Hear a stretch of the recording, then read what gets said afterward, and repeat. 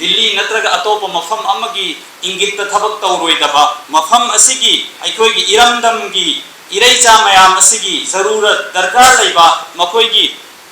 ethyl खंगना थबक तौबा ngamba adugumba olama gi tanzim amma darkar lei haina aikoi gi ahal singna retired officer kayana social worker kayana aikoi gi ahal singda aikoi gi chen chong liba angang singda aikoi gi imanaba colleague singda olama gi chen chong ba kasin ko ya yogadaba thumba ngamgadaba adugum laba yamna energetic oiraba angang lon gi oiraba olama gi jamaat ama yamna darkar lei huziki manipur gi oiriba situation sida haina maru oina May 23 dagi yam kanna zum laba pressure kaya lakudagi mafam kaya dahanna wakal manaba kaum asigi maichak leiba adum bo olama kiram singna pullaga mifam kaya rakham laba matungda achauba mifam macha kaya rakham laba matungda intellectual kaya gasu aikoi gi samaj gi group magi section kaya gi mioi singa luchingba singa khanna raba matungda olama khaki oina mifam achauba hum phamlaba matungda mayang imphal da amu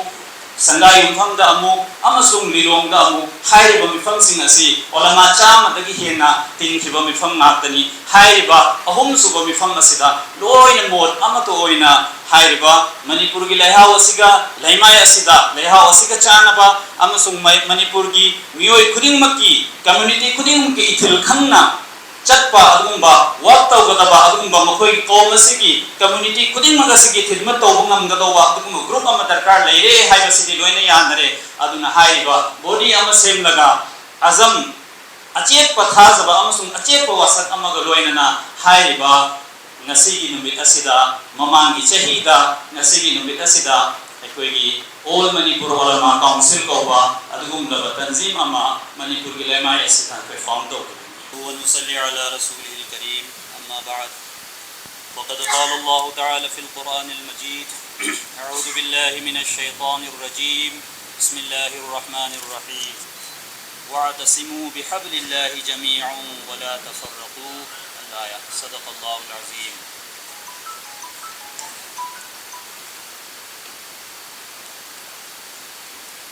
نسي All Manipur Ulama Council gi chahi linkhat ki chahi ama mapung farak pagi thoram first foundation day of All Manipur Ulama Council program asida saru gyana bagi damakta lengbi rakliba aigi asatiza kiram singh samaj gi luchingba singh amasung qaum asigi rehbari gi thabak tawbiriba ओलमा किराम सिंह मेहमानान किराम सिंह खुदिंग मक्कू इकाई कुमनलोग लोयना सलाम तौजरी अस्सलामु अलैकुम व रहमतुल्लाहि व बरकातुहू मोहतरम हजरात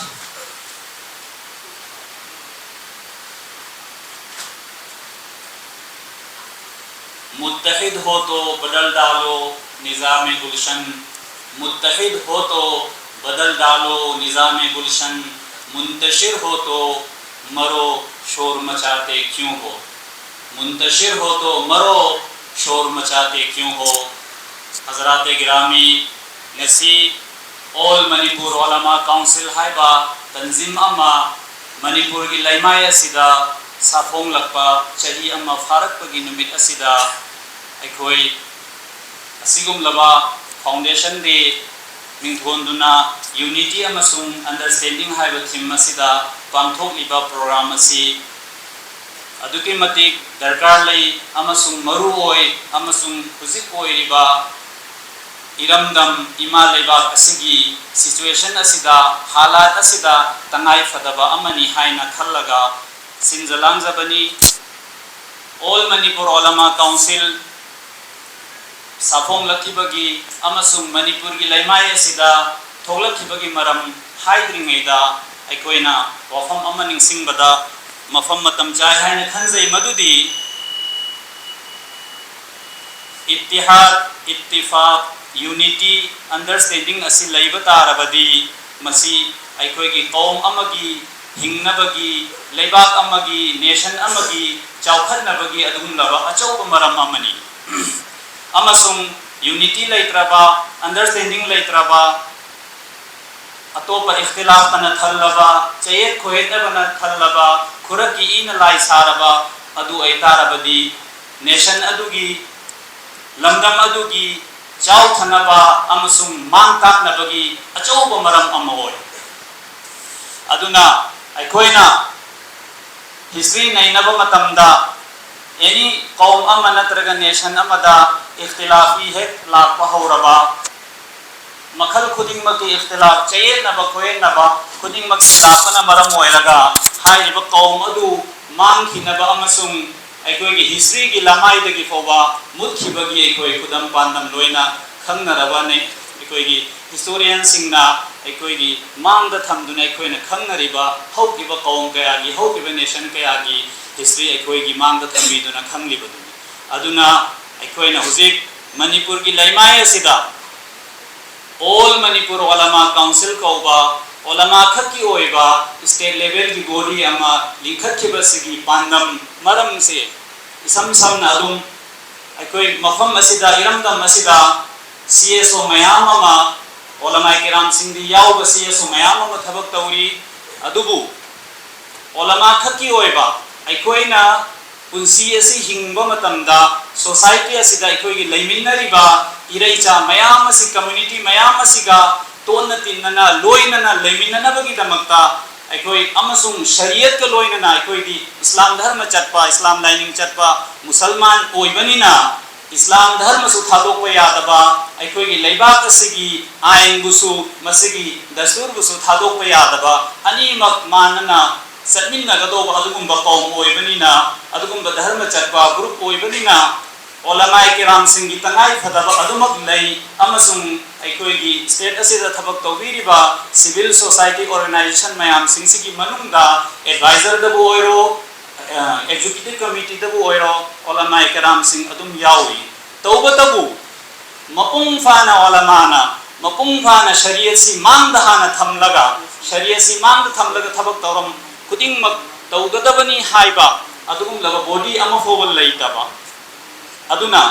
अखोइना दिल्ली नत्रगा अतोप मफम अमगी इंगित थबक तौरोइदबा मफम असिगी अखोइगी इरमदमगी इरैचा मयाम असिगी जरूरत दरकार लैबा मखोइगी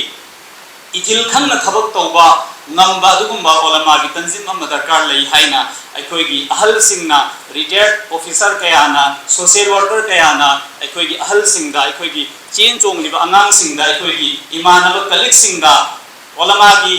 चेन चोंग कासिन कोया यौगदबा थुंब नंगदबा अदुगुंलबा यामना एनर्जेटिक ओइरबा अंगांग लोगी ओइरबा ओलमागी जमात अमा यामना दरकार लई हुजिकी मणिपुर की ओइरबा सिचुएशन सिदा हाइना मरु ओइना मे 23 दगी याम कन्ना गुमलबा प्रेशर कया लापदगी मफम कया दहन्ना हन्ना वखल मानबा कौम असिगी मैचाक लैबा अदुगुंबा ओलमाय किराम सिंगना पुल्लगा मिफम कया रक फमलबा मतुंगदा अचौबा मिफम मचा मचा कया रक फमलबा मतुंगदा इंटेलेक्चुअल कया गसु अखोइगी समाज की ग्रुप मागी सेक्शन कया की मियोय सिंगा लुचिंबा सिंगा खन्नरबा मतुंगदा ओलमा खकी ओइना मिफम अचौबा अहुम फमलबा मतुंगदा मयांग इम्फालदा अमुक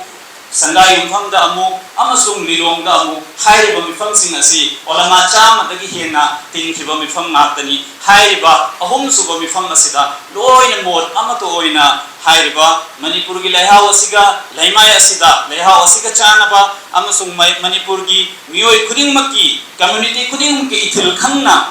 चटपा अदुगुंबा वर्क तौगदबा अदुगुंबा मखोय कौम असिगी कम्युनिटी खुदिंगमगसिगी थिदमत तौबंगमगदौबा अदुगुंबा ग्रुप अमा दरकार लैरे हाइबसिदी लोइना यानरे अदुना हाइबा बॉडी अमा सेमलगा अजम अचेत पथाजबा अमसुंग अचेत वसक अमगा लोइना हाइबा ngasiगी नुमित असिदा ममांगी चहीदा ngasiगी नुमित असिदा अखोइगी ऑल मणिपुर ओलमा काउंसिल कौबा अदुगुंबा तंजीम अमा मणिपुर की लैमाय असिदा कोई फॉर्म दो मसिगी मरम अखोइ अतोपा ओलमा की लैरिबा जमेल ओलमा सिंग मखोइसो अदुम थबक तौरी तौबतु ngasa aina panjakhibadu ओलमा खकी ओइबा नहारोल ना मपुंग ओइबा चेन चोंग नमगदबा मणिपुर की इशू अमा लापदा हेक्ता सेंजिल लगा अखोइने करी थुगांग लोबा याय अखोइदा करी अखोइ नखोइ थुदारोय ओइजगे हायो नमगदोबा अदुगुंबा ग्रुप अमा लैबा दरकार लै हाइबदुदा अदुगी वफम मदुदा युमफम ओइरगा हाइरिबा अखोइगी तंजीम असि alhamdulillah sahiya mamapung phajil lakle hausi aikoi gi activity yam kanna leitragasu aikoi na tha khuding gi executive committee mi pham pham to kuna advisor singa tanaraga executive committee mi pham pham thok laga khul da aikoi na kwata da yam gai da sum haina aikoi na islahi muashara gi program social reform gi program cho aikoi na ummat asibu aikoi gi musalman ichili naw sing asibu शरीयत का लोइना अखोइना अखोइगी लैमाय असिदा इरमदम असिदा अतोप community सिंगी मियोय सिंग असिगा अतोप धर्म चतप मियोय सिंग असिगा अखोइ करम हाइना खुसम नरगा अखोइ चटमिन नरगा लैबाक असि चावखत पदा state असि चावखत पदा nation असि चावखत पदा अखोइ करी करी कंट्रीब्यूशन लोकम थोगी हाइना खन्ना तानरगा सिगुम्बा प्रोग्राम सिंग कया असि पांथोक लगा अखोइ हुजि थोबल लाकली अल्हम्दुलिल्लाह अखोइ हनबल लैरोय अखोइ मांगलोम दा दुम संसिलगली अदुना अखोइ अखोई इरेचा खुदिंग मक्ता ऑल मणिपुर ओलमा काउंसिल की माइकई दगी अखोई न हाइजनिंग बदी CSO खुदिंग मक्ता सो अखोई न थमजनिंग बो अफमदी एनी इशू अमा लाको मतमदा अखोई ngसाई अखोई यूनिटी अमदी अंडरस्टैंडिंग हाइबो पोट से सुकाउ काउबी दबा अखोई फजना मुन्ना स्टडी तौरब मतुंगदा करी तौसिगे हाइबदु आई खतहाना संसिले हाइना आई खतने हेक्टा फैसला तौबी दबा नाइमिन नबा सेलिबो मयाम चोंगिबो मयाम से नखोई करी मोर ले नखोई करी सिगी मतांग करी हैनी कम हाइना थबक लखसिगे एक्शन प्लान करी ओइसिगे हाइबना चिंगबदो कोई खन्न तानरगा प्रेस नोट थोप तारबसु एकोई जोइनली थोपिन नबगी एकोई की पांदम लैजै अमसु मरुओइबा अमुकी पांदम से वॉइस अमक कोइना एकोई की कम्युनिटी असिगी इशू अमा लाको मतमदा खोलाव खोंजेल अमखत ओइनबा होदनबसिना एकोई मांग थारबनी aduna ekoi khuding makta CSO gi lujingba sing chenbi re ekoi dagi hana mayama mokoi experience le rabo kayani adu ekoi gi maikai dagi hai re badar khas asimatang khuding makta ekoi na maramdi